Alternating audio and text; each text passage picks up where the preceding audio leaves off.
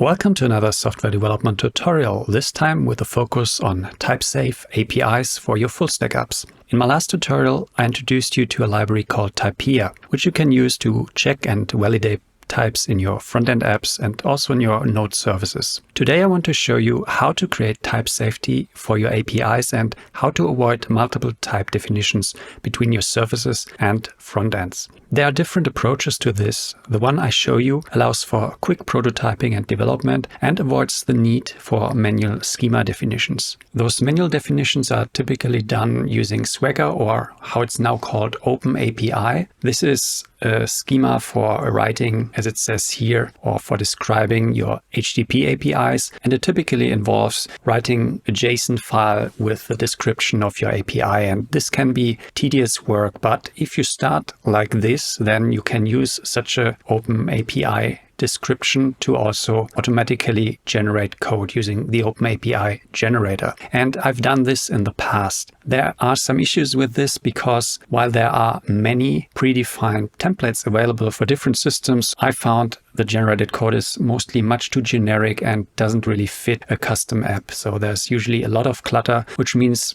you should most of the time also adapt those templates. And this can take time, as well as writing those APIs in schema notation. And this is why I've started doing it the other way around now. I now use FastAPI and Python for my API development instead of what I did before with Express. And FastAPI comes with a lot of bells and whistles and tooling, including an automatic way to host a schema definition after the OpenAPI standard. So this way, instead of first writing your schema and then generating your code, what you can do with FastAPI, you just write your code, your endpoints, and when you host this API, you'll also automatically host the schema. And from the schema, you can then generate the code which you use in the front end. And I'll show you how to do this also with Typia. Let's first have a look at the little demo I use here. So I have a very simple to-do app here, nothing fancy, just with a test user. Also, I'm using Keycloak here for authentication. I've already included this here because I also plan to do some tutorials on Keycloak in the future.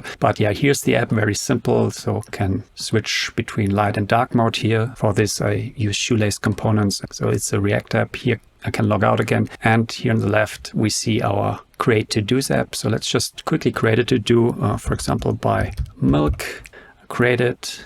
We see it here and we can delete it. So nothing fancy, just a very simple example on which I can now show you the proper typing and the workflow. For it, let's have a look at the application. So here I have a monorepo with everything I need, a lot more than I need for this simple app, but yeah, that's just my boilerplate. In the middleware, I have the FastAPI app, which you can see here. So this is Python code, and if you're coming from Node and Express, it's quick to learn. So it's very similar. You can use similar approaches. It's also using some async IO, similar to what you can use in Node with async await. So it will feel very familiar. So what you typically do, you create a FastAPI application, and then I have nicely separated everything under create API here. I just create a router, and the router in this case is where I define the endpoints, and that's similar to what you would do in Node and Express. So let's have a look here how this is done in FastAPI. Here we define a to-dos route using those notations here. This is already built into the framework. This will create the endpoint for you under the /to-dos route. Now the important thing in FastAPI, and this is the part with the type safety, those requests here, the incoming requests, are strictly typed using a library called Pydantic. And if we look at such a type definition, we can see those here are not very fancy. It's very minimal, but they could also be much more complex. They use a Pydantic base model, and then you define the content. And this also looks very similar to types in Typescript. Now, the good thing about those is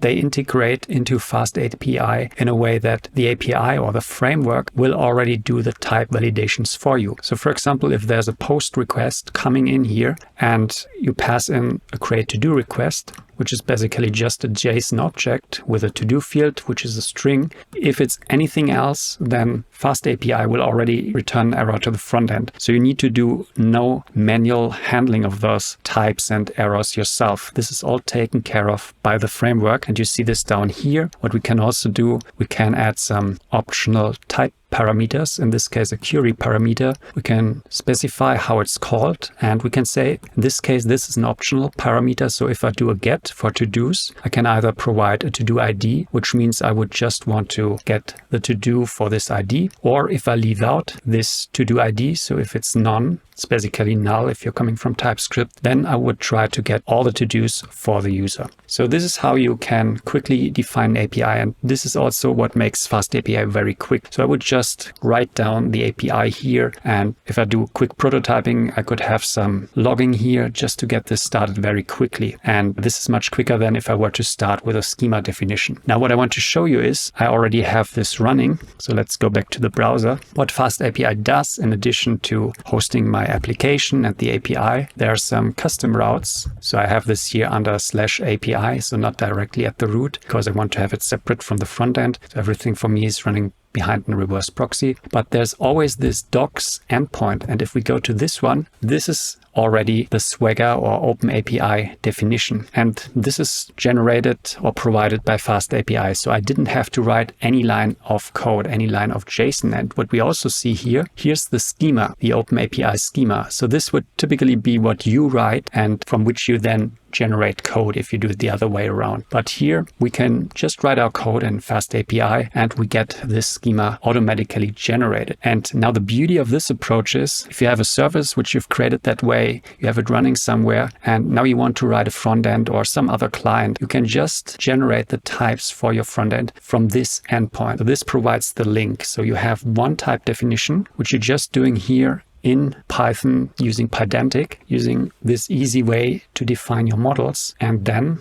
I have a little script here, update dependencies. So first one, I copy this model directly to Python client, which I also provide. But down here, this call, there's a package called OpenAPI minus Typescript. And what this script does, it takes on one side an OpenAPI JSON, and it will create models for it. And here I can directly pass in the endpoint. And in this case, I host it on localhost. So I'm currently running in a dev container here. So I'm using host docker internal to reach the API, and I can access this openapi.json. And then as an output, create a types file under front-end source model.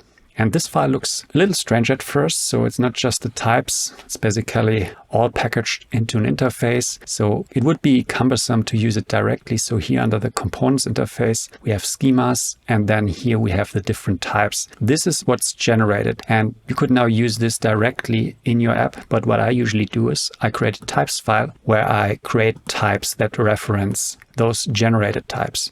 So this is just the additional work I do here. And if I wanted, I could also automate this. Now, if any of those types change in the API, I would get a type error here. And now if I then use those types throughout my app, throughout my front end, for example, here in the to-dos API, you see that I have an API post to-dos, which takes this create to-do request. And this is nicely typed now. So there's a to-do, which is a string. And let's just quickly change this in the API, because this way you will see what would happen in the front end. So let's just say I change the API. This will automatically update now. Then I regenerate the dependencies. You see here, it has now updated the dependencies. Now let's have a look at the model and how it changed here. We go to this one, and you see here now it's already saying to-dos string. And now if we go up here to our to-dos, give it a bit of time here. You see down here, API post to-dos. This is where I call it. It will now give me already the error here and say, okay, to-do string, did you mean to write to-dos? So it will directly tell me how I can fix it. And that's the beauty of this. So I just write my code quickly in FastAPI in Python. I generate the dependencies for the front end, and I get beautiful type safety here. And another thing which I also want to include, since I introduced you to Typia in the last video, I also want to show you how it nicely ties into this.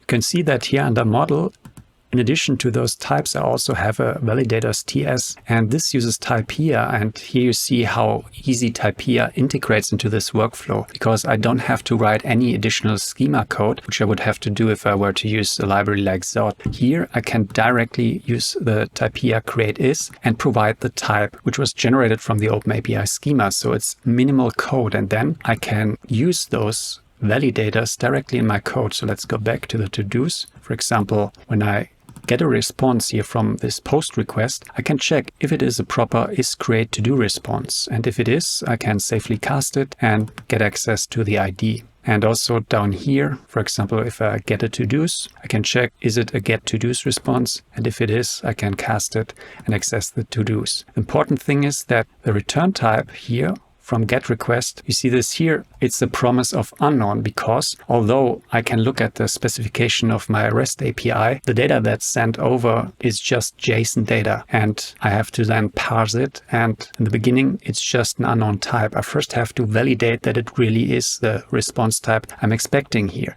And that's where Typia comes in, does it for me, and then I can do a safe cast and be sure that from this point on, when I use this type, it will work. So the static types I have in place here will really work, because through Typia I get additional runtime checks that ensure that everything fits together.